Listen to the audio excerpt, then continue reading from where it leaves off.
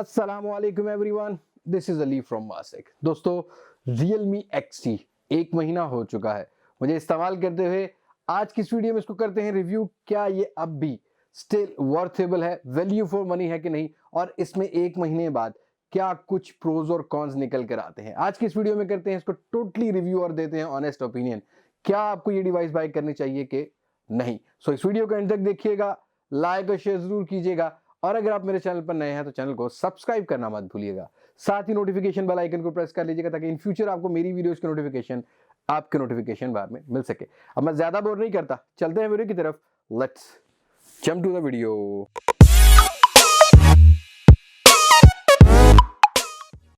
Okay जी दोस्तों, Realme XT expect ये किया जा रहा था कि 50,000 से नीचे की प्राइस रखी जाएगी, बट एक ही वेरिएंट को लॉन्च किया पाकिस्तान की मार्केट में। अब मेरी तरफ से भी यही एक्सपेक्टेशन थी, जैसे कि Realme के बाकी फोन्स 2 वेरिएंट्स में आते हैं या 3 वेरिएंट्स में आते हैं, Realme XT को भी 2 वेरिएंट्स में लॉन्च किया जाएगा।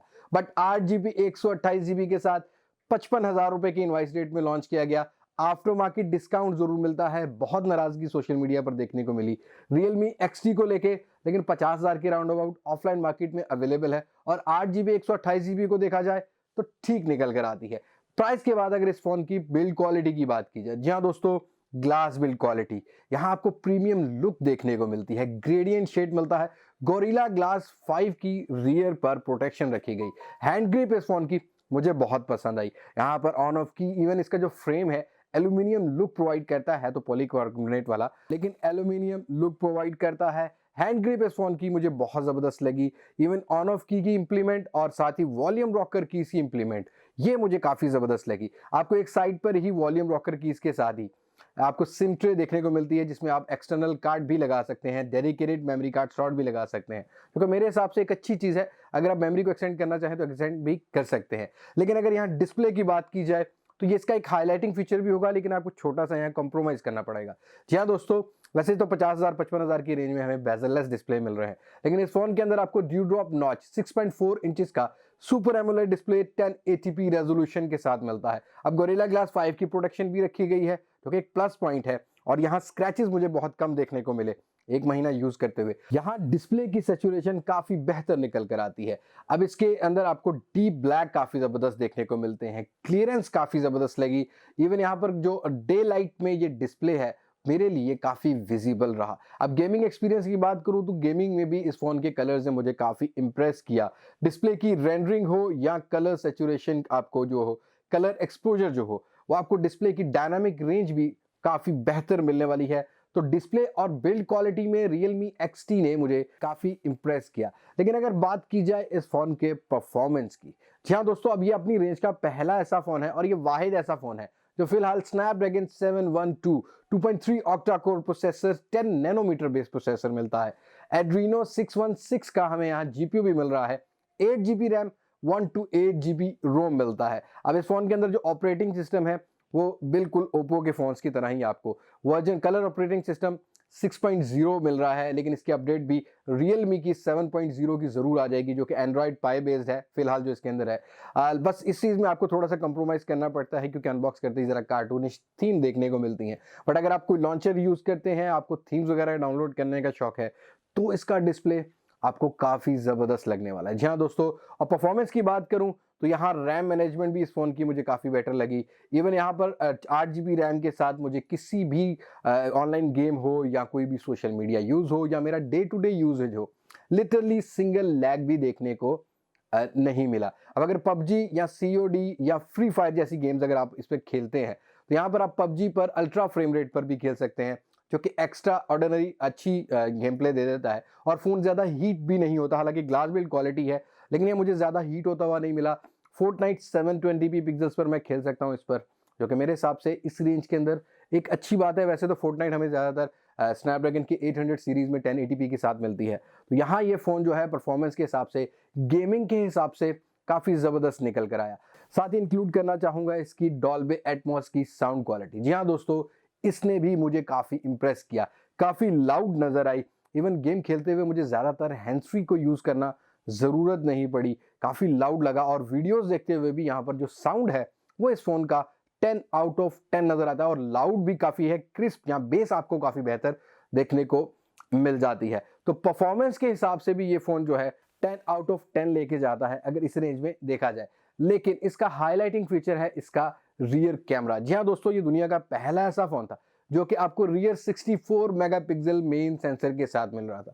यहाँ 64 मेगापिक्सल f1.8 वाला अपर्चर रखा गया है, सैमसंग ISO सेल वाला सेंसर है, और पिक्चर क्वालिटी की बात करूं तो काफी जबरदस्त किस्म की निकल कर आती है। इवन पोर्ट्रेट काफी जबरदस्त दी है इसने, डे लाइट हो या नाइट मोड हो। स्पेशली मैं हाईलाइट करना चाहूंगा नाइट मोड को।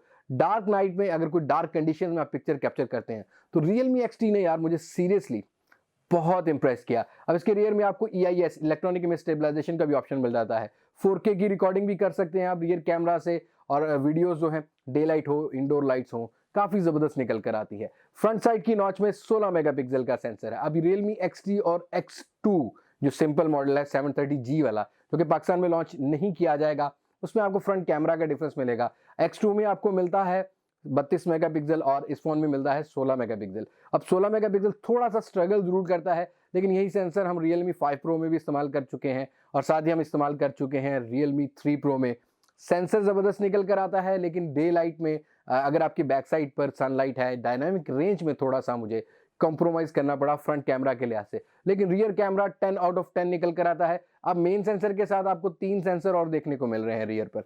8 मेगापिक्सल का अल्ट्रा वाइड सेंसर है, ज्यादा एरिया कवर आउट करने के लिए आप अल्ट्रा वाइड सेंसर पर वीडियोस भी रिकॉर्ड कर सकते हैं, और साथ ही आपको पिक्चर्स भी कैप्चर कर सकते हैं। 2 मेगापिक्सल का पोर्ट्रेट शॉट्स के लिए डेप्थ सेंसर दिया गया है, अच्छा काम करता है। लेकिन वैसे भी जो Realme के जो पहले भी फोन आते हैं उनमें भी आपको पोर्ट्रेट जो है वो काफी एक्स्ट्रा ऑर्डिनरी देखने को मिलता है। अब किसी किसी कंडीशन में थोड़ी सी वार्म टोन दे देता है, लेकिन डिपेंड करता है लाइटनिंग कंडीशन में।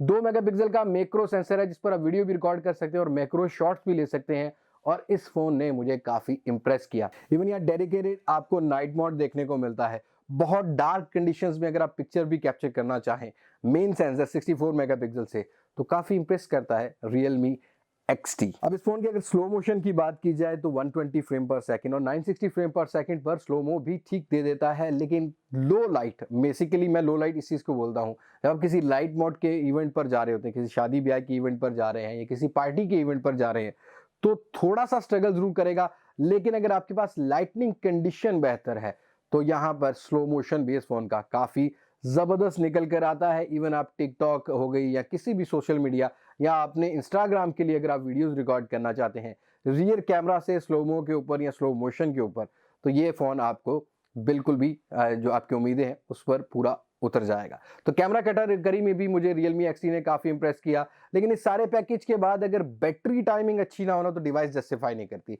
अब इस फोन के अंदर आपको टाइप C की कनेक्टिविटी मिलती है, और साथ ही आपको 20 वॉट का अनबॉक्स करते ही चार्जर मिल रहा है। 4000 mAh की आपको बैटरी मिल रही है, जो कि 1 घंटा 15 मिनट में फुल चार्ज हो जाती है।